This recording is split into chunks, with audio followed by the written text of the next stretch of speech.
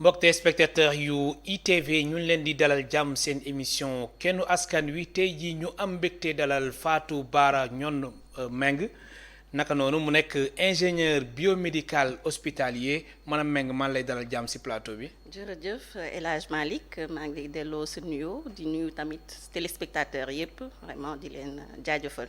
ci invitation bi. ñu fas yéene waxtaanee tey liggéeyu médical yan rapport la am ak coronavirus seen taxawaay ci wàllum santé mais laataa ñu fay àgg dañuy ànd ak Abdoulaye Diouf Sarr nekk ministre de la santé et de l'action sociale mu ñëw ak ñun ci point du jour bi ndax Sénégal tey jii amaat na tamit beneen décès kon 7e décès la Sénégal am jëm ci feebaru mbas bi dañuy ànd ak Abdoulaye Diouf Sarr ñëwaat ci plateau bi.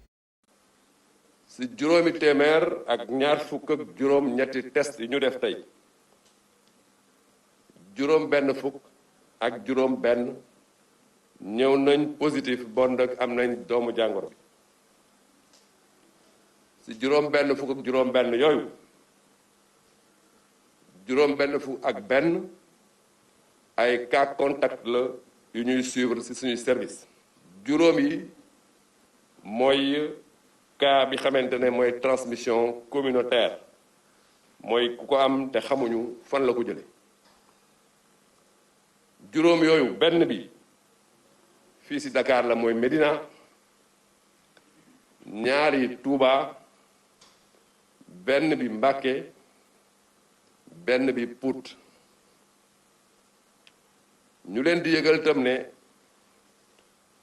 juróom ci ñi ne woon hôpital di faju wér nañ ci bésu tey bi dañ leen génne beneen mbir boo xamante ne war nañ leen ko xamal mooy depuis ci suba am na benn cas grave bu ñu yóbbu réanimation ñi ci des seen wérgu yaram mi ngi am tan bu ñu xaymaa ba mu commencé ba léegi juróomi téeméer ak ñeent fukk juróom ci ay cas lañu déclaré fii ci réew mi ci lim boobu ñaar téeméer ak juróom benn fukk ak ñaar wër nañ ci kenn évacué nañ ko juróom benn génn nañu àdduna bon nag tey ci suñu hôpitaux ñi xamante ne ñu ngi leen fay faj toll nañ ci ñaar téeméer ak juróom-ñaar fukk ak juróom benn mu nekkoon Abdoulaye Diouf Sarr ministre de la santé et de l'action sociale alors madame Meng ñoo ko gisoonoo Sénégal coronavirus bi tey jii la gën a am doole tey sax am na keneen ku ci ñàkk bakkanam bañ jàngal nga ci def. effectivement données yi moom c'est clair li mu wax moom affaire bi mi ngi augmenté bu baax parce que tey boo xoolee par rapport ak démb on est à 78% de plus on est passé de 37 à 66 donc la pente elle est vraiment ascendante. Donc il faut vraiment qu'on mette en place ay mesures yu bees parce que maladie bi ni ñu ko doon traité quand on avait 12 cas quand on avait 20 cas c'est pas pareil que actuellement c'est en train de prendre une ampleur vraiment nouvelle donc il faut une nouvelle prise en charge il faut aussi je pense que communication aussi dafa war a nekk bu bees ñu questionner tamit ni ñuy defee test yi parce que comme ni ma la ko waxee actuellement les tests yi ñuy def yépp c'est des tests par PCR ñi ñuy defee au niveau de Pasteur. Donc il y a Pasteur qui les fait, il y a également IRSF alors fait des tests. ci Abdoulaye Diouf Sarr ba muy def point du jour bi nee na dinañu gën a yokk test yi loolu objectif final bi lan la pour yow. L'objectif final pour yokk test yi c'est de recruter plus de malades, d'avoir plus de malades, d'identifier en fait les malades du Covid parce que malade boo identifié wul ça veut dire que mi ngi ci mbedd bi di wàll ñeneen. Donc il faut les identifier le plus tôt possible parce que li ñuy charge virale bi plus ngay feebar en fait plus charge virale bi di augmenter plus ngay am facilité di wàllaate donc bu ñu la teelee gis teel la faj doo wàll ñu bëri et c'est extrêmement important il faut que nag au-delà parce que dina augmenter forcément le nombre de tests dina augmenter parce que le nombre de cas contacts augmente nombre de cas su bëree nombre de cas contact day augmenter. même aussi cas communautaires. Voilà, sans compter les cas communautaires, ça c'est autre chose, c'est encore plus dangereux. Donc ces cas contacts là da koy jël di ko tester mais au-delà des cas contacts même il faudrait que campagne de test bi dem au niveau des populations à titre préventif. Il faut qu'on teste beaucoup plus. Et puis il y a au niveau des tests ñun Sénégal ñu ngi def PCR. Il y a la possibilité aussi avec le scanner thoracique. waaw daan si ñëw sax. waaw voilà am nañ ay scanner au niveau du Sénégal. Il y a la possibilité gis également. nañ dem Sénégal 37 cas. tey 66. est-ce que mënuñu xaar situation yi gis nii affaire yi gën a jéggi dayoo. ah wala tout est possible. man je pense que là tout est possible on va pas jouer aux apprentis sorciers mais nii affaire bi dinay augmenter si sama gis-gis surtout par rapport aux cas communautaires parce que cas communautaires ñi ngi leen di détecter ñi ngi bëri te cas communautaires yi mooy loo xam ne amoo ci maîtrise c'est l'aspect dangereux amoo ci maîtrise cas contact tu le relis à un cas tu dis ok le cas communautaire il vient d'où fan la jóge donc ça c'est un questionnement qu'on doit avoir et il faut une prise en charge donc là nag bon le ministère ils sont en train de faire du bon boulot tout le monde xam na les gestes barrières le masque est là donc c'est important c'est à faire mais il faut un peu plus. am na loo junñu sànq nga ni même wàllum communication. ak situation bi lu mu joxe ni communication bi dañ ko war a xoolaat lan nga bëgg a wax foofu. non parce que pour man communication bi nga doon def bi nga amee 6 cas ak communication boo amee 66 cas. war na am différence il faut que waa ministère ils le font de mais il faut que ñu gën a discuter avec les gens man seen conférence de presse je le verrai moi plus interactif avec des analyses fondées voilà des analyses fondées des analyses vraiment étayées de manière chiffrée waxtaan ak askan bi wax leen lii fii la am ñi ngi toll fii Touba mi ngi toll fii lii mi ngi toll fii pas que ñun askan bi ñuy dem di seeti information mais pourtant ñoom léegi soo xoolee sax semaine bi dañuy wax aussi zone yi nga xamante ni cas yi fa la nekk. waaw ñu ngi wax zone yi cas communautaire yi nekk xam nga loolu bu njëkk ba amul woon. effectivement ñu ngi wax léegi zone yi cas communautaire yi am ñu ngi koy wax mais cas contact yi yow yaay xam. boo xoolee seen kii doo xam cas contact yi fan la. kon yow da nga bëgg ni wax ni ministère de la santé et de l'action sociale si seen point du jour bi ñu wax tamit cas contact yi fan la waaw. su ma sañoon waaw pour man dañu war a leeral lépp askan bi xam. parce que c'est une façon aussi d'éduquer les gens c'est une façon aussi de les inciter ñu respecter les masques et de les mieux sensibiliser et aussi. Voilà la sensibilisation bi ci la bokk. sensibilisation bi ci la bokk. alors gis nañ aussi ministre de la santé comme ni mu ko waxee nee na test yi day gën a bëri te Sénégal fii soo xoolee dafa mel ne test PCR moo fi nekk. loolu ban jàngat nga si def. jàpp nga ni test boobu. ñu nekk nii baax na wala scanner dafa jot ñu dugg soobu si bu baax a baax non test bi baax na PCR dans le monde entier on le fait donc c'est reconnu dans tous les protocoles c'est important ñu koy def mais man en tant qu'ingénieur biomédical je m'intéresse toujours aux spécifications d'un équipement ce qu'il faut savoir sur le PCR de par les études yi ñu def c'est que y a 70% il y a 70% de sensibilité ça veut dire que dinañ am 30% risque de 30% de faux négatifs. si PCR donc si PCR. 30% de faux négatifs ça veut dire que mun nga am ay patients nga contrôler leen PCR ñu négatif fekk en réalité duñ négatifuñu. loolu la ñuy wax faux négatif. léegi expliquer suñu téléspectateurs yi test PCR. PCR en fait test la buy jaaree ci ADN. donc dañuy patient bu nekk dañuy jël écouvillon comme genre coton-tige la moom la ñuy utiliser de manière mun na nekk nasopharyngé wala au niveau de la gorge pour dem jëli donc day dugg ba ci biir bakkan bi pour dem jëli échantillon foofu pour ñu xool ma xam virus bi mi ngi fa donc polymérase chain reaction la donc day multiplier cellules yi de façon à mun a analyser ADN bi détecter ko mun a wax ni lii c'est positif. wala lii c'est négatif bu ko fa fekkul. te PCR nga ni 30% de faux négatifs. 30% de faux négatifs c'est des études qui l'ont dit. du man maa ko wax. donc scanner léegi yow da nga jàpp ni kon scanner nekk na situation boo xam dina tax ñu gën a xam. parce que scanner thoracique moom 90% la am de sensibilité. kon 10% scanner thoracique 80 donc 10% de faux négatifs.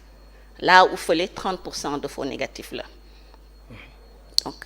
parce que yeneen pays lan la ñuy def actuellement parce que étant conscient de ça, du fait que PCR il y a 30% de faux négatifs, maintenant dañ yenn négatifs yi nga xam ne junj nañ ne peut-être am nañ ko négatif nañ certes, mais peut-être am nañ ko ñooñu mën nañ leen jaarale scanner pour avoir une décision plus posée, plus avérée. Alors, donc là dernièrement en France, il y a eu des instructions allant dans ce sens par l'autorité de santé en France. Alors léegi faux négatif yooyu noonu comme PCR li nga ni 30% de faux négatif moo si nekk. mën na am faux négatif lan la mën a jur. Faux négatif parce que bu ñu la nee da nga négatif jàpp nga ne feebaroo bu ñu la nee da nga négatif dellu nga sa famille bu ñu la nee da nga négatif dara dalu la sa xel donc faux négatif mun na indi leneen donc c'est dangereux parce que en fait faux négatif yi fu muy jógee aussi ci PCR c'est que échantillonnage bi loolu yëpp kii prélevé dafa war a am benn qualification pour mun prélèvement bi foog mu baax prélèvement bi warul souiller yooyu yëpp daf ci nekk moo tax c'est une technique moo tax mu am 70% de sensibilité par rapport au scanner bien sûr scanner Sénégal à Dakar il y en a peut-être pas partout au Sénégal, mais à Dakar, il y en a. À Fann, ils ont des scanners qui sont à même d'aider par rapport à ce diagnostic-là. kon da nga jàpp ni scanner bi dañ si war a sóobu bu baax. Scanner bi war nañ ko commencer xool waaw pour man war nañ ko commencer xool parce que li ma lay wax nii c'est des chiffres moyennés c'est des études c'est des chiffres moyennés yàlla mun na def Sénégal tous nos négatifs sont des vrais négatifs. mais xam nga en science il faut toujours questionner te nit da ngay xool li sa moroom yi di def feebar bi Sénégal rek amu ko France am na ko Italie am na ko Chine am na ko ñoom ñëpp ñi ngi sóobu ci scanner yi pour xoolaat mu demee donc ñun tamit pourquoi pas surtout qu'on a les équipements qui sont disponibles dans nos hôpitaux on a des radiologues qui sont extrêmement bien formés et les études sont là te ñoom tamit dañ leen war a impliquer. pour man liaison boobu nga bëgg def. waaw je pense que war nañ leen mun a impliquer. war nañ leen mun a impliquer associer leen man xam nga mënuma je parle par rapport aux équipements. Oui. Je ne suis pas radiologue. Oui. Mais je sais que il y a une description claire des lésions qui sont visibles au niveau des scanners thoraciques quand il y a coronavirus. Donc radiologues yi quand ils sont formés war nañu mun a gis scanner malade ne kii coronavirus la. kii du beneen pneumonie donc loolu c'est attesté par des études. Madame Meng ingénieur biomédical lan mooy taxawaayam ci feebaru coronavirus. ingénieur biomédical taxawaayam ci coronavirus mooy taxawaayam bi muy am ci santé.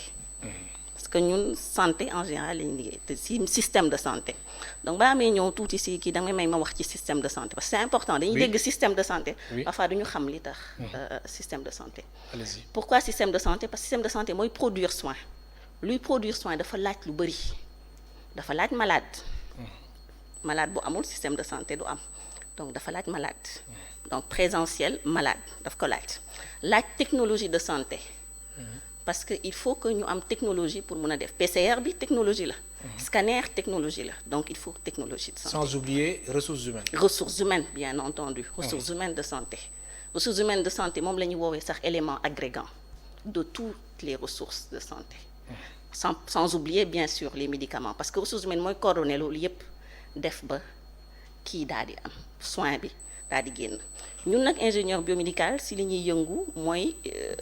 technologie de santé foofu la suñu mën nekk. maanaam yéen lépp lu jëm ci wàllum équipement. lépp lu jëm ci wér-gu-yaram yéen seen loxo mu ngi ci biir. suñu loxo mi ngi ci biir. si yan ñun ñoo ko war a gérer. souvent dañuy wax maintenance Sénégal da ngay dégg souvent ñu naan problème de maintenance des équipements dañ koy réduire ci maintenance du maintenance rek. dañuy wax problème de gestion des équipements. médicaux parce que ñun maintenance des suñu liggéey ndax ñooy junju ñooy seet ñooy def expression de besoin ak médecins yi bien entendu xool ni lii équipement bi war nañ ko soxla ñu def ay plan d'équipement def spécification wu équipement jënd équipement yi bañ koy jënd ñu sóoraale ñu koy maintenir rek bañ koy jënd ñu sóoraale pièces détachées yi dañ ci war a jënd yan consommable la ñuy soxla bu ñëwee ba ci hôpital bi ñu réceptionné ko bu ñëwee ci hôpital bi ñu xool saytu nu ñuy former utilisateurs yi ba utilisation bi yemb. loolu yëpp ingénieur biomédical moo koy gérer moo koy coordonné ingénieur biomédical nag moom rek yënguwul ci technologie de santé. Il y a également les techniciens biomédicaux. Au Sénégal, on a la chance d'avoir une école à Diourbel qui forme des techniciens biomédicaux. Au niveau de l'ESP, depuis l'année dernière maa ngi la ko doon wax. École supérieure polytechnique, ils forment une licence professionnelle en biomédical te loolu fu mu jógee c'est des Allemands qui ont choisi 2 pays en Afrique, le Kenya et le Sénégal. Ils ont choisi le Sénégal en connaissance de cause parce que ñëw nañ ESP gis ne am na base pour ñu def fi école biomédicale. Ils ont aussi voulu contribuer dans ça parce que ils se sont rendus compte que ñun suñu pays peu développé ñi ngi jënd équipement mais équipement yu bëri dañ koy jënd duñ ko utiliser. Équipement yu bëri dañ koy jënd duñ ko utiliser. dañ koy jënd muy paan. xam nga loolu ça pose problème parce que par exemple Siemens jaay la équipement. nga yóbbu ko dans une région mu toog fa fonctionner 6 mois arrêté loolu du neex Siemens parce que ñoom seen modèle économique mooy dañ lay jaay équipement nga fay 300 millions mais chaque année da nga war a dépenser en maintenance da nga war a jënd tube ça permet ñoom chaque année normalement di nga dépenser 10% ci montant bi nga jëndee woon donc boo dépensé 3 millions jënd scanner xaaral ne chaque année 30 millions mun nga ko dépenser ci scanner bi en maintenance et en pièces détachées donc loolu bu amul day nekk rupture par rapport ak seen modèle économique dañuy perte donc ñu ne ñoom il faut que ñu ñëw jàppale boobu tamit c'est pas fortuit mais ñun arrangé nañ donc on est en train de former des jeunes là-dessus et je pense que dinañ jàppale système de santé bi bu baax Sénégal. Alors Fatou Bara Ndione Mbengue soo doon def cartographie suñu hôpitaux yi nekk fii Sénégal hôpital bu nekk naka lay peser ci wàllum équipement ci xayma d'abord Dakar. Bon Dakar moom parce que bon li nga ma wax nii ça me ramène un peu à l'objet de ma recherche parce que je suis doctorante actuellement en ingénierie biomédicale donc entre ESP et une université française université de technologie de Compiègne. Formation bi foofu nga ko defee wala fii Sénégal. Formation bi Compiègne laa ko defee formation biomédicale bi mais doctorat bi je le fais en partenariat entre les 2 universités.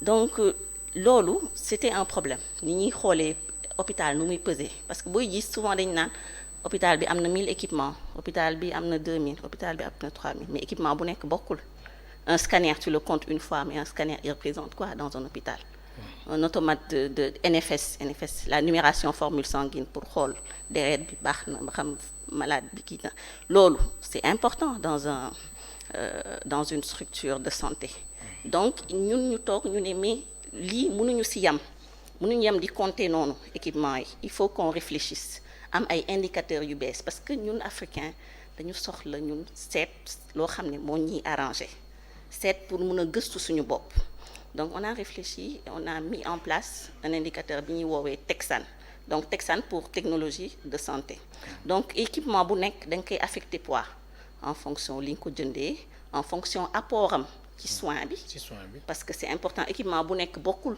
apport am ci apport de soin da nga koy quantifier donc il y a des Américains qui ont fait des études là-dessus ñun tamit ñu ñëw sur la base de ces études-là kii ko au niveau africain pour pouvoir avoir le TEXAN donc TEXAN permettre nañ ñun ñu ne scanner lii lay peser permettre nañ ñun ñu ne automate NFS lii la moniteur physiologique lii la donc boo compilé loolu yëpp ça te permet pour chaque hôpital d'avoir un chiffre qui consolide la technologie de santé bu lay wax hôpital de Grand Yoff lii la am en technologie de santé principal lii la am Fann lii la am. Alors principal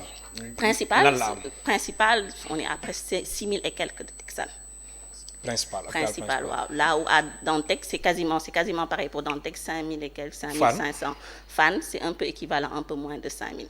Donc ça c'est les données consolidées en 2016. Donc, 2016 c'est les données 2016.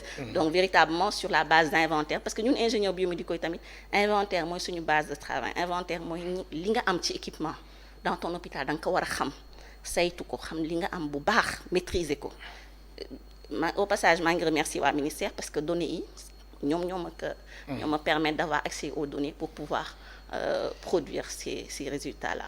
Alors su dee si région yi nekk fii Sénégal est-ce que Dakar gënul nekk lu représenté maanaam est-ce que Dakar gënul ëpp doole yeneen régions yi. ci wàllum équipement. ci lu leer Dakar suivant nos données c'est 41%. Dakar 41% technologie de santé bi Sénégal am yëpp 41% mi ngi Dakar te xam nga Dakar mën nañu ne sax Dakar moo ëpp nit. boo gisee Dakar 23% population la am 23% de la population suivant les données de l'ANSD ça veut dire que population bi Dakar am mënul justifier paaru technologie santé bi mu am yaa ngi gis fi may waxee parce que 23% la population 41% de technologie santé et ça c'est aussi vrai parce que ñun ingénieur biomédical certes équipement moo ñu soxal mais li ñu gën a soxal mooy soin bi disponible malade bi faju te pour malade bi faju il faut que système bi marché système bu marché il faut que ressource humaine bi marché donc xalaat bi ñu def ci TechSan dañ ko jaarale aussi ci ressources humaines santé ñu tuddee ko RH-SAN pour nous permettre pour chaque médecin par exemple ñu ne lii mooy poids am mais foofu tamit oui soo doon def cartographie Dakar Dakar mi ngi 44% par rapport sur les ressources humaines de santé sur les RH-SAN bi Dakar mi ngi 44% par rapport aux données yi ñu am c'est beaucoup te boo xoolee sax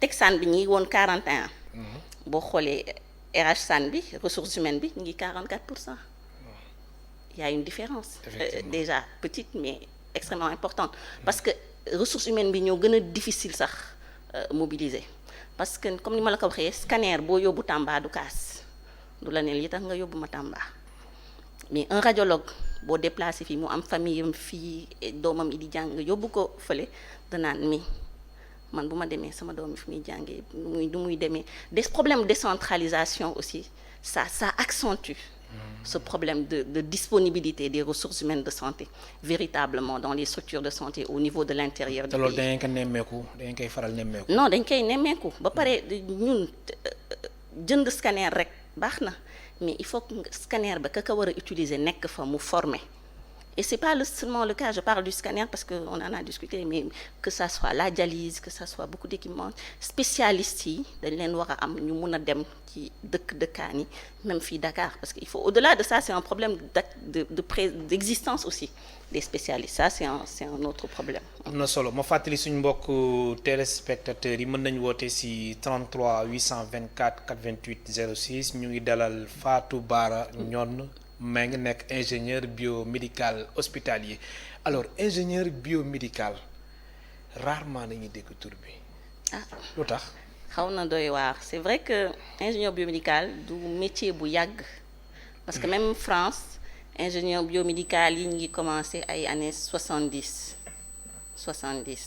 donc comme ñu ngi yàggul boo gisee Sénégal ñu ngi commencé dans les hôpitaux ñi ma xam man ñi commencé ay dans les années 80 donc bëri wuñu fi woon dañ doon jël ay techniciens en électronique ay techniciens voilà ay DUT jël leen yóbbu leen ci hôpitaux yi former leen ñu yàgg ci équipement yi ba am titre ingénieur biomédical man maa ngi def formation ingénieur biomédical bi en 2007 donc en France laa ko defee ñëw nekk hôpital général de Grand Yoff léegi nag am na ñeneen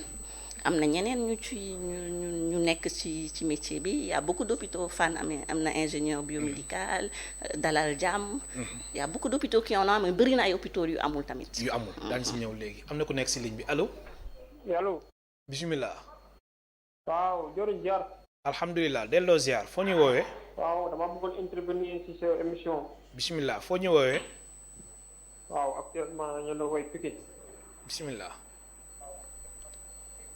allo. oui. wàññi télé bi ñu lay dégg bu baax. waaw ok. lii bi dafa nekk ba thème bu intéressant quoi. affaire de ingénieur en biomédical. allo. allo. ñu lay dégg bu baax kilifa gi. waaw parce que dafa nekk loo xamante ni dafa am importance quoi.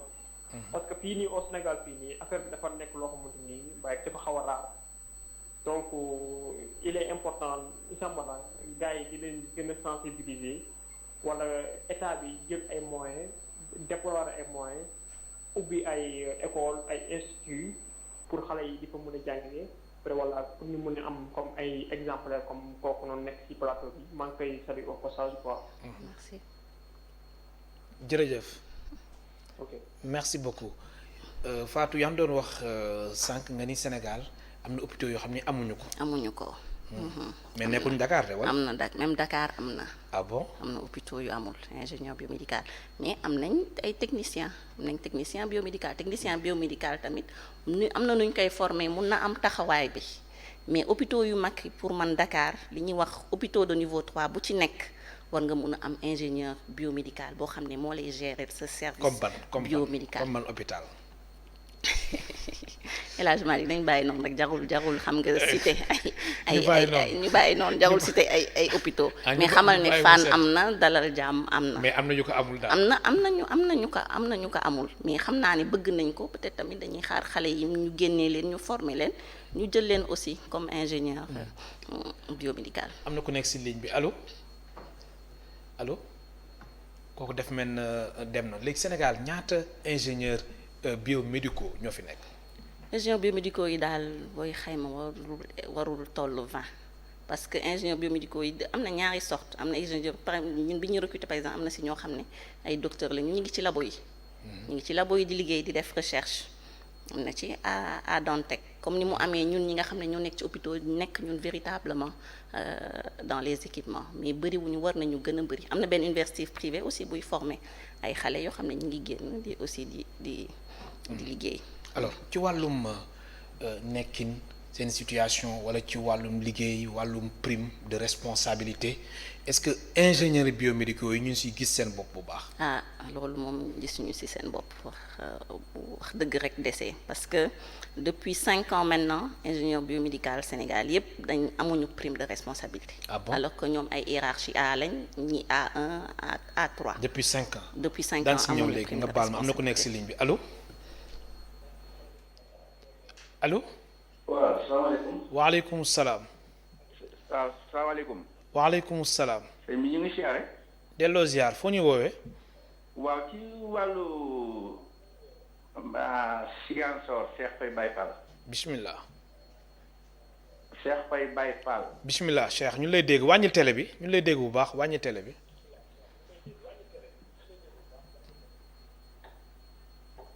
allo. waaw man li nekkoon sama xalaat mooy.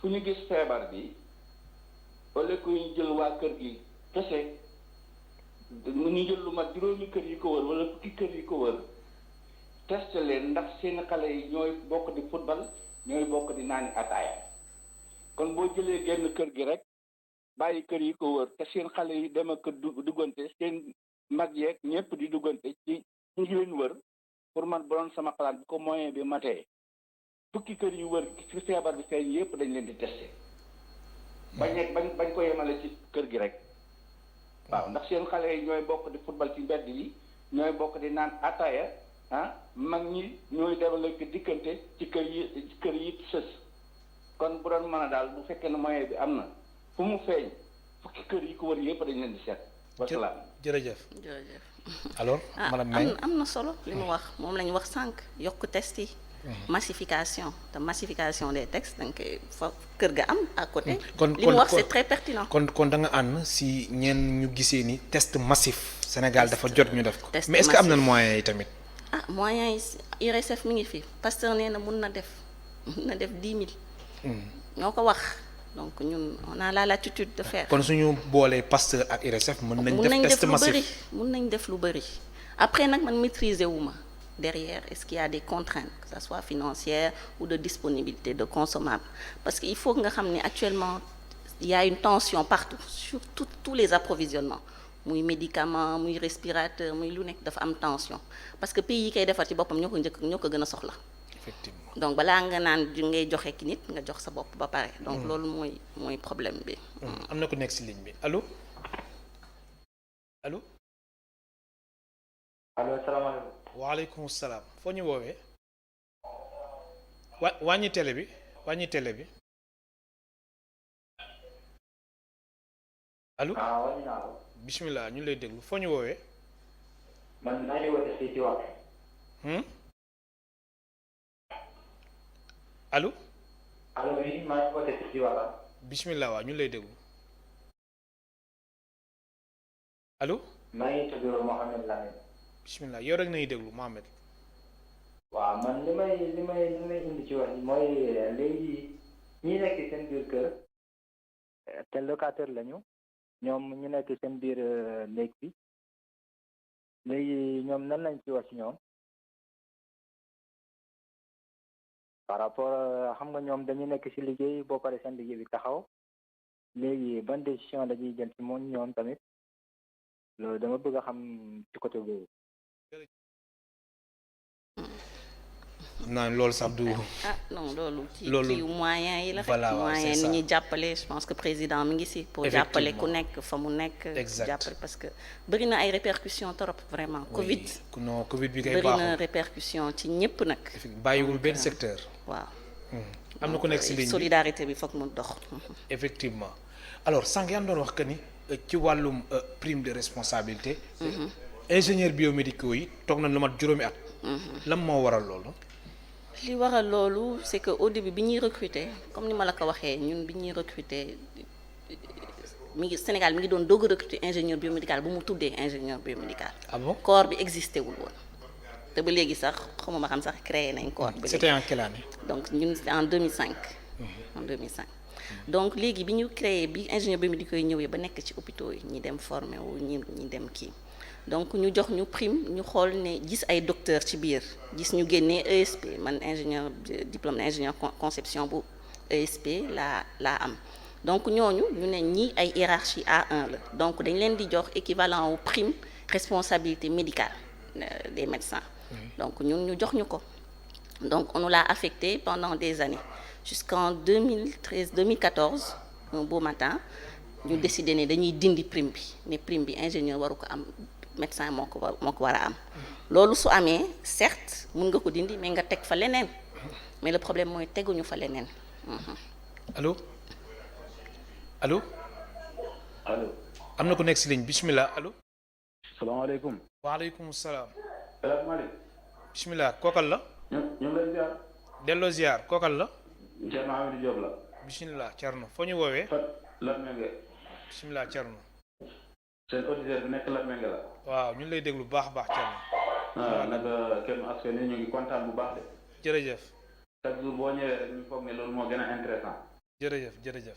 te ñu ngi leen di jaajëfal bu baax ci kaw ba ci suuf daal ci waa RTV yëpp. jërëjëf jërëjëf. ak sama xarit Assane Top. incha allah mu lay dégg bu baax. waaw lu ñuy jooy ci wàllu loolu rek. nekk lu ñu ci mun a yéwénalee ba Sénégalais di ci jot rek. jar na ko. waaye en général Sénégal seen bind yi day rafet trop waaye jëf bi soo demee ba ci biir hôpitaux yi sax da ngay gis ñuy tuur ay garab wala ñuy tuur ay masque wala ñuy tuur ay gants fekk am na ñoo xam ne yella woon nañ ko ba mun koo jox waaye dañ koy denc seen bureau yooyu rek seen mbokk yi buñ feebaree ñu yëkkati jox leen. déet waay. waaw mais chaque jour nga gis ñu ñaata la ñuy lakk ay garab. te ñu war koon jox ñoo xamante ne ni amuñu njëgu garab.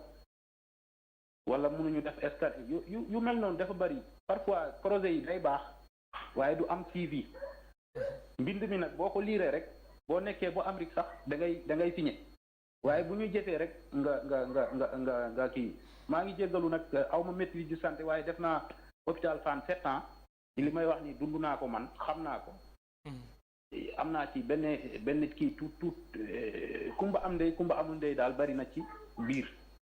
jërëjëf. maa ngi jéggalu di nuyu docteur boobu tamit li muy wax xam-xam kese la te ndax ñun dañ koo dund. dëgg la. maa ngi koy remercier bu baax a baax a baax. dëgg la. di ñaanal ñëpp jàmm. jërëjëf. maanaam lan ngay tontu ci lu mu wax. wax na li mu xalaat. mais ñun suñu système de santé yi baax na de. suñu système de santé yi baax na taxaw na am na nag lu ñu ci mën a yokk. pour mu gën a baax. comme lan non lu nekk dañ ko mën a yokk. lu nekk dañ ko mën a. dañ ko mën a améliorer. lu nekk am na axe d'amélioration. donc parce que suñu patient ñi ngi chaque jour ñu dégg ay problème axe équipement dafa panne wala patient bi dafa dem fii kenn jëlu ko loolu yépp ay axe d'amélioration la yu ñu war a toog posément xool li ñu am xool fi ñu bëgg a dem. et puis di teg nànk-nànk lépp jotul rek sotti te ñun dëkk yu ndaw yi même OMS loolu ci moo tax sax ma gën a def sama liggéey bi ci indicateurs yi dafa ne ñun pays dañu manqué ay outils décisionnels ça veut dire que pour ñu décider pour ñu prioriser parce que yow boo bërilewul foog nga prioriser foog nga ne lii laay njëkk a def lee topp ci lee doog topp coppaat loolu am na mi foog ñu gën ko systématiser di ko fonder ci ay quantitatif yu chiffré pas si lii rek laa xalaat pas si sama perception mais sur des faits sur des chiffres donc loolu moo tax ñun ñu gën a liggéey ci indicateurs yi pour jox suñu système de santé véritablement les moyens. am na solo am na ko nekk ci ligne bi allo. allo allo allo allo bismillah. salaamaaleykum. waaleykum salaam. Hadj Malick. kilifa gi kookal la allo. man la Pape Samba Bey sa taalibe. Pape Samba ñu lay ziar. ñu ngi delloo ziar bu baax waaye. macha allah alhamdulilah foo ñuy woowee. maa ngi leen di woowee fii ci HLM. ñu lay déglu Pape Samba. dama doon contribuer vraiment di remercier bu baax sa invité boobu. Fatou Bara Ndione Meng.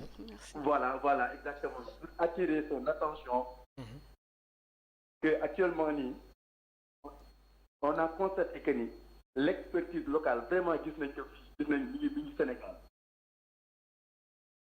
mais y a un manque criard de matériel bi nga xam ne vraiment bu nu seetlu ci côté médecine vraiment ma doon soññ gouvernement bi pour ñu gën a investir côté matériel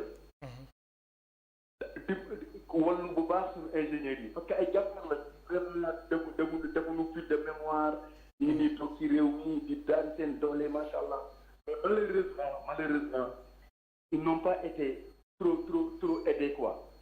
léegi ma doon lancé nag un plaidoyer pour ñu jàppale leen bu baax gën a yokk investissement côté matériel parce que man j'en sais quelque chose man hôpital CTO amoon naa fa benn problème PTH bu ma doon def foofu opération mais ñu tetee la grâce de Dieu macha allah man xam ne woon dama noonu jaar noonu rek dee ndax cherté matériel à chaque fois li ma doon defal yëpp dañ ko mujjoon importer de l'extérieur alors loolu nag ma bëggoon nag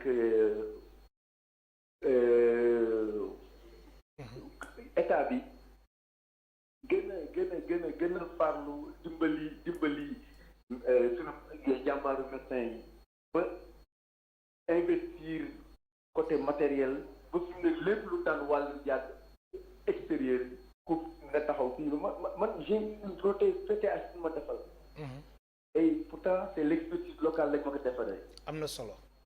waaw macha allah léegi maa ngi leen di gërëm bu baax di leen remercier bu baax jërë gërëm yow tamit jërëjëf yal na yàlla barke lépp waaye amiin Pape Samba jërëjëf jërëjëf gis nga aspect bu mu wax de li aspect mu bu am wax solo am na solo expertise bi mi ngi fi de les médecins am nañ expertise wax dëgg fa yàlla boo demee à l'étranger sax nga koy gën a xam ba gis fa ay médecins yu fa ñëw en mission di ñuy exercer ak ñi leen di tubaab yi joxe cër respecter seen expertise si ngay gën a wóolu sax suñu médecins yi expertise mi ngi fi moyens yi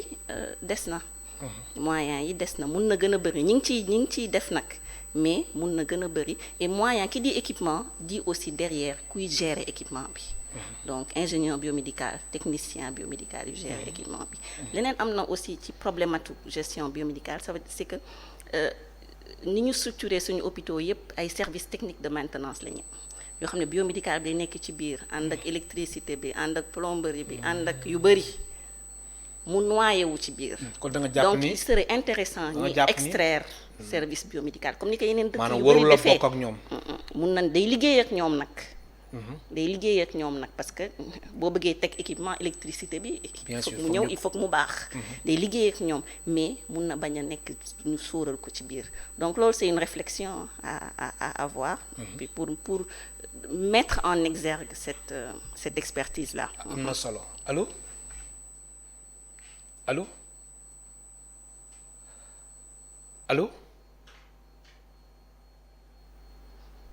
kooku def mel na dem na waaw yaa ngi doon wax aussi waaw am na ku nekk si ligne bi baal ma jël ko allo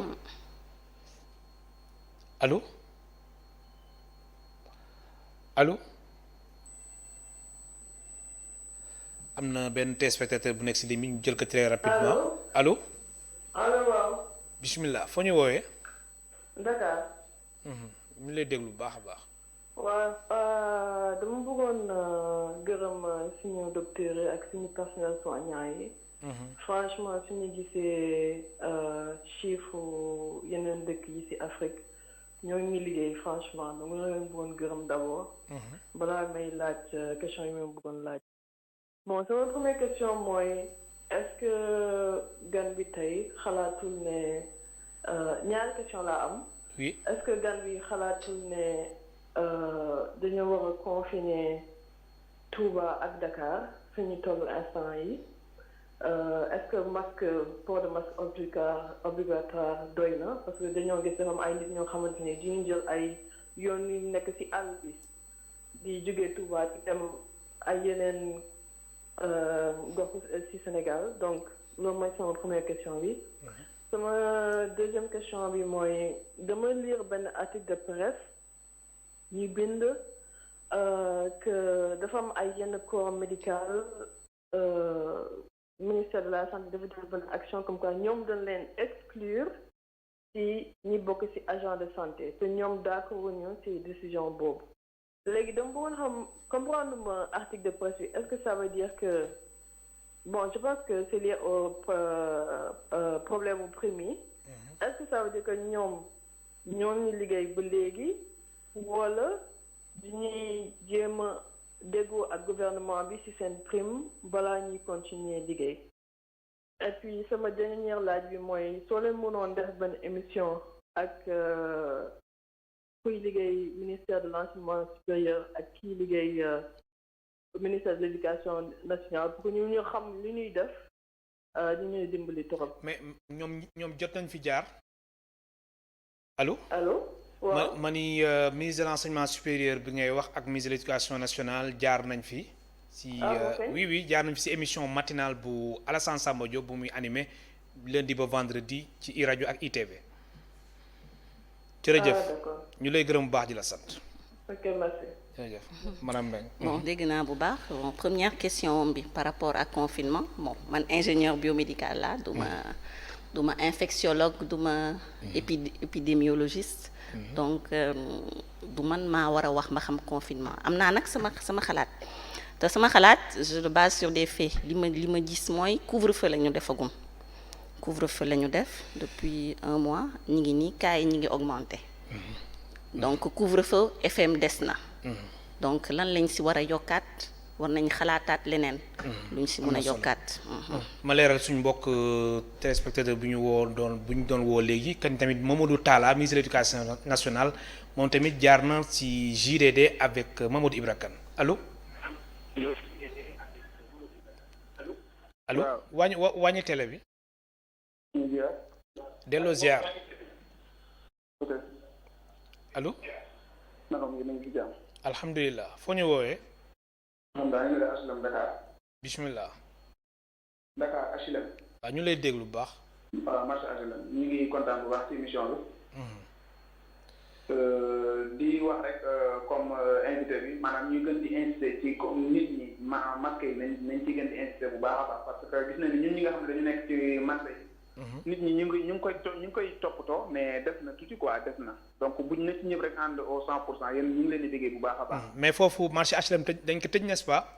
non tëjuñu ko wax dëgg dañ ko ubbiwaat mais tijji nañ ko. parce que tijji nañ ko tëj nañ ko bale ko désinfecté ko et tout. donc tijjiwaat nañ ko. ok. waaw tijjiwaat nañ ñu ngi kontaan bu baax a baax ci émission bi. jërëjëf. aspect boobu aussi nekkoon na si li nga xamante ni sóoraale woon nañ ko ngir ñu aborder ko mooy wàllum masque yi. gis nañ léegi askan bi macha allah. ñu ngi takk masque.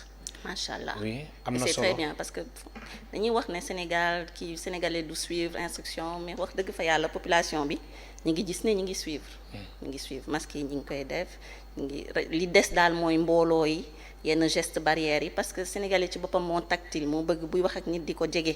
loolu yëpp c'est culturel. c'est très difficile nag voilà nit culture am mu ñëw changer du jour au lendemain mais il faut que ñu jublu si bu baax. am na solo allo.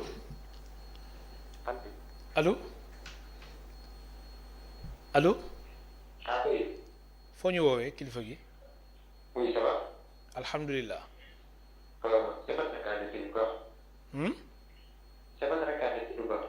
bismillah ñu ngi lay déglu allo.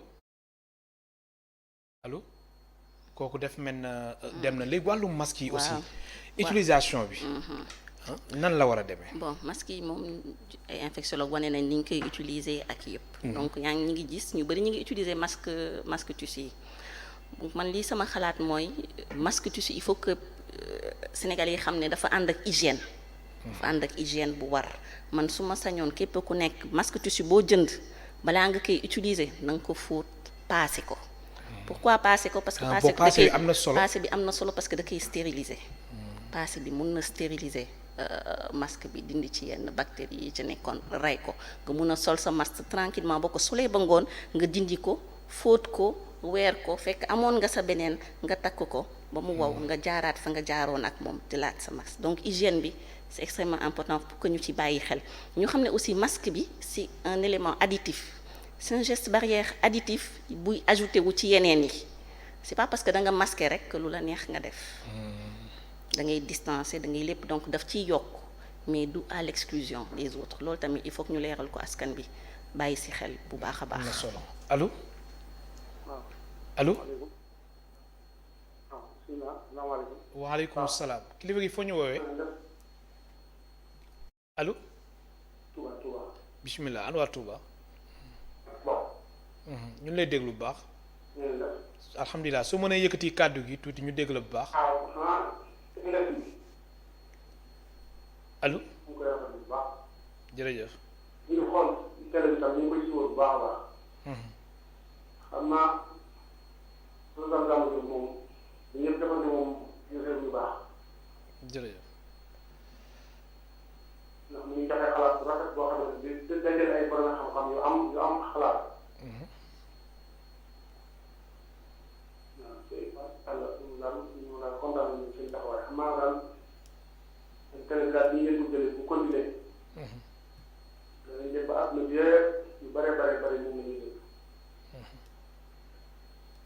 rafetlu nañu seen taxawaay. jërëjëf. xanaa. allo. allo. yéen Fara allo. waaw soo mënee yëkkati kàddu gi bu baax. mani waaw. comme yéen toujours yéen a fi nekk di waxtaan. ngeen gën a yokk maanaam masque yi donte leen xam nga bu ngeen di wax sax mën na leen a seen mais donte leen kii takku leen ko tam. di patienté ko ba nit ñi gis ko ba ñu xam nit ñi moom wat mais bu fekkee da ngeen ko indi ba noppi tam teg ko noonu rek nit ñi leen seetaan ba noppi duñ gis ñuy takk ko ñu ci bari dañuy jàpp ne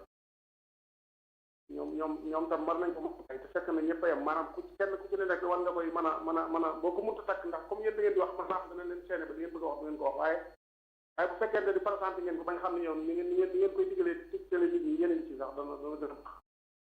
incha allah. jërëjëf xam nga yéen ñaar ñi kenn takku ci masque. jërëjëf daañu si bàyyi xel bu baax a baax. waaw mooy lu mu wax rek. masque yi moom ñu ngi koy. yore. mais des fois tamit wax beeg yooyu. waaw wax bi. waaw loolu kese la mais incha allah ñun ñëpp daal ñuy digal askan bi aussi. ñu ngi koy digal askan bi. voilà te effectivement peut-être que ñun tamit waroon nañu. bien sûr am na solo allo. allo. salaamaaleykum. waaleykum salaam. waaw Kuba maa ngi ziar. delloo ziar foo ñu woowee. maa ngi wootee Touba. bismillah. wàññi télé bi. waaw Gora Fall la. Gora bismillah. maa ngi ci jàmm. alhamdulilah. waaw ñoo ngi rafetlu seen waxtaan wi bu baax. jërëjëf. allo. yow rek nañu déglu ñu lay dégg bu baax a baax. waaw mani. allo mani. Gora yow rek nañu déglu. waaw dama gisoon bi ñuy commencé di wax affaire feebar. affaire feebar bu ma koy commencé dégg dama daan gis dama wax naan boo nuyoo nit ki ci la gën a gaaw daal. allo. ñu ne boo nuyoo nit boo joxee nit ki loxo feebar bi day gaaw a transféré day gaaw a ñëw foofu. waaw léegi bu ñu demee ba imposé masque yi xanaa mënuñu see boole ay gants kon. xam naa ne loolu daal moo ma xaw a jaaxal ndax dama daan gis dama wax naan bu la nit joxee loxo. ba wan ci ay vidéo yoo xam ni ñu ngi bàyyi ko ci ay tubaab ñu ne bu la nit joxee loxo rek feebar bi dangay gis ni day gaaw ñëw ci yow. waaw léegi ginnaaw nag loxo lañ daan wax. léegi tey ñu ne ay waxat kon nañ muur suñu gémmiñ ñi kon kay war nañ cee mën a boole ay gants xanaa. waaw dinañ indil ay leeral léegi nii. waaw loolu laa doon ma ko ku tedd ko soxna sooru. incha allah. waaw maa ngi dégg lu baax nag. jërëjëf. alors madame Mbengue dégg nga lu mu wax. waaw une question pertinente mais puisque nee nañ nañu bàyyi nuyoo bi. nee nañ nañu bàyyi nuyoo bi. donc ku nuyoowul soxla woo gant peut-être surface yi ngay laal te nee nañ tamit ngay jëfandikoo gel hydroalcoolique di raxas say loxo. di ko def régulièrement loolu boo koy def soxlawul ngay jaar ci gant. parce que am na études yu montré tamit que certes virus bi mun na toog ci surface yi mais du fa yàgg du fa dund. lu yàgg-yàgg. donc loolu tamit nañ ci bàyyi xel jàpp ci geste barrière yi ñu wax ba ñu jubloogum ci gants yi parce que gant tamit yow sa bopp ngay protéger mais fu nekk ngay laal ak sa gant donc yaa ngi infecté ñeneen potentiellement. allo. waaw. allo. allo. foo ñu woowee kilifa gi. Touba laa leen di woowee. bismillah. Touba. wàññi télé bi. waaw wàññil ma télé bi. na ngeen def. alhamdulilah. mbaa yéen a ngi am jàmm baax a baax a baax. alhamdulilah. tabaarkalla. jërëjëf. ma ne. waaw man dama am tuuti jaaxle ci maanaam ci wàllum casque yi day wax dëgg yàlla man ni ma ko gisee ni. si wàllum nit ñu ci bari dañuy takk rek waaye xamaguñu yan casque si wàllu ñoo baax ak yan ñoo baaxul. moom tayri dañuy xotti di ñaw rek nit ñi di takk. te loolu it jar naa xoolaat bu baax a baax ñaareel bi. autoroute Ila Touba bii waat nañ koo xoolaat parce que am nañu bari man. ci la ñuy jaar di dem xam naa ci ay nit ñoo xam ni ci lañ leen di jaarale ñuy dem te na leen wóor ne ñu leen ciy jaarale nag ay autorité la ñu de du ñu ay nit ñu ndaw ñoo leen ciy jaarale ñu di leen di fay maanaam 40,000 francs kenn ku ci nekk 40,000 la ñuy fay man maa ko teg sama bët ay nit du ko def te kay ko def ba mu demee ndawul buur la ne moom moo ko yóbbu loolu nañ ci def attention ci autoroute Ila Touba bi la ñuy jaar da ngay toog fii nit yéeg ci Ila ne jóge fii départ wala léegi ne la egg naa Ndakaaru nañ ci def ndànk bu baax a baax te xam ne maanaam nit ñi ngi ñëw te kenn defu ko nag xam nga ne autoroute Ila Touba moom ku ci jaar dañ la ko ubbil nga jaar loolu moom na ngeen ko xam. noo ngi jégalu bu baax a baax nag te rafetlu liggéey bi jërë ngeen jëf. jërëjëf loolu xam naa ne autorités yi ñu ngi koy dégg bu baax a baax. léegi ci wàllu masque yi tamit. interpellé masque yi ci wax mi ngi noonu masque moom dafa am norme. dëgg fa yàlla léegi coronavirus moo tax rek tailleur di defar masque. ñu koy defar nii mais masque moom dañ ko daan defar mu nekk jetable nga utiliser nga yóbbu ñun yooyu lañ xamoon ci hôpitaux yi. mais nag contexte bu nekk ak li fa war a am. parce que ñu ne nii même masque tissu mun na baax. mais ci kaw yenn anam donc y a l'association de normalisation l'agence de normalisation du Sénégal bu liggéey na ci masque yi am na ay normes yu mu génnee. am na ay normes yu mu génnee yu mu mettre à disposition ne ku bëgg a defar masque mun nga xool ci normes yooyu nga defar nu mu gën a baaxee donc il faut que tamit man je pense que commerce tamit peut-être war nañu xool. masque yi ñuy jaay parce que commerce am na contrôle bu mu war a def. effectivement est-ce que waru ko xool ministère de la santé loolu. mun na nekk aussi parce que nit ku jënd masque defe ne yaa ngi protégé wu fekk ne. c'est le contraire am na. même état wu Sénégal sax. mu doon sant ba intendance bu armée bi muy defal ay masques yu bëri. waaw su ko defee askan bi aussi. mun a di gën a disponible ba pare mu baax. c'est pas que masque pour masque rek.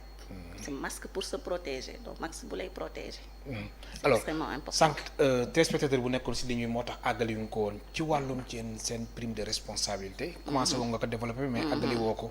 lan moo waral li ni mel. ba depuis 5 ans ndax commencé woo nga ko expliquer mais àggul. donc depuis 5 ans daal comme ni ma la ko waxee vu que c'était prime de responsabilité médicale dañu ne responsabilité médicale ànd ak médecin. médecin soin sans prendre en compte que ñun ingénieur biomédical lañu certes te suñu tur am na médical ci biir biomédical ça veut dire que ñun am nañ suñu wàll ci soin. médecin buy liggéey ñun am nañ suñu wàll ci li muy liggéey. ndax ñu ngi jàpp ci équipement yi. prime bi daal si ngeen bokk. prime bi pour non ci lañu bokk.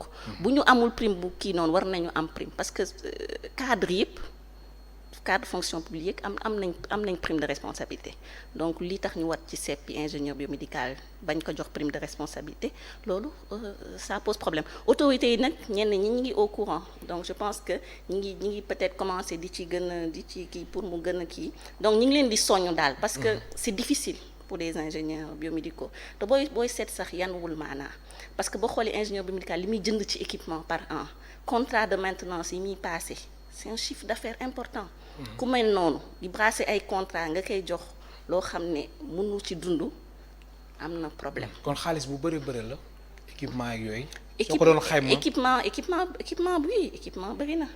équipement bëri na c'est des milliards. Au niveau du Sénégal c'est des centaines de milliards qui sont immobilisés. Alors en termes d'équipement. alors yéen a ngi saytu bu baax aussi durée de vie équipement yi. bu baax. wax nga lu am solo. durée de vie équipement wax nga lu am solo.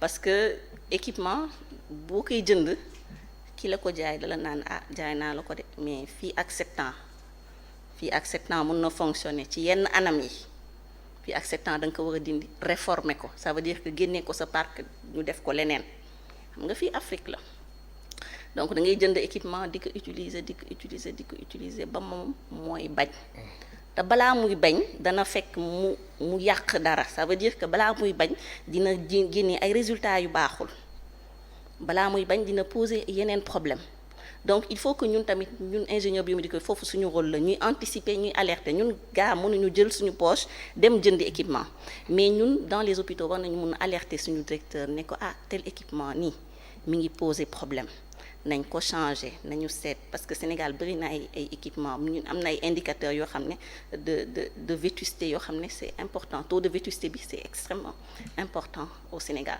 donc il faut que ñu def renouvellement de parc il faut ñu koy renouveler de manière périodique pour que ñu am ay équipements yu baax yu sécurisé yu mun produire soins de qualité soins de sécurité plutôt parce que équipement bu amul sécurité patient bi mun na gaañ mun nga dem di faju leneen dal la fa autoclave dañuy dégg parfois benn malade bu dem di def intervention jëlee fa infection parce que stérilisation bi na mu waroon doxewu ko gis fi may waxee donc il faut que yooyu yëpp ñu koy sécuriser di veiller ci maintenance et puis équipement au-delà de équipement saa boo ko jëndee équipement da lay wax équipement day ànd ak manuel mu ne la man lii laa soxla pour ma jox la li nga bëgg lii laa soxla sama électricité nii la war a mel ndox bu ma waree am ndox nii la war a mel bu ma waree am oxygène bu ma waree am air nii la war a mel yow nag yaa war a respecter loolu yëpp pour nga am soin de qualité donc il faut ñu def ci rigueur et à tous les niveaux ba pare suñu directeurs yi suñu managers yi